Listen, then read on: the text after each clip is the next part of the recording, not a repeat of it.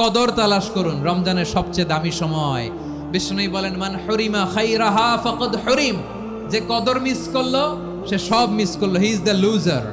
আচ্ছা বলেন, এই বরকতের মাসে আমরা কি লুজার হতে চাই না গেইনার হতে চাই? ইন্না আনজালনাহু ফি লাইলাতিল কদরি ওয়া মা আদরাকা মা লাইলাতুল কদর লাইলাতুল কদরি খায়রুম মিন আলফি শাহর। পড়েন আল্লাহু আকবার। লাইলাতুল কদরি খায়রুম মিন আলফি শাহর, হাজার মাসের চেয়েও সেরা।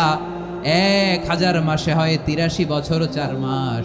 83 বছর 4 মাস টানা ইবাদত করলে যেই সওয়াব, কদরের রাতে ইবাদত করলে অতটুকু সওয়াব আপনি পাবেন, আল্লাহ সেটা বলে নাই।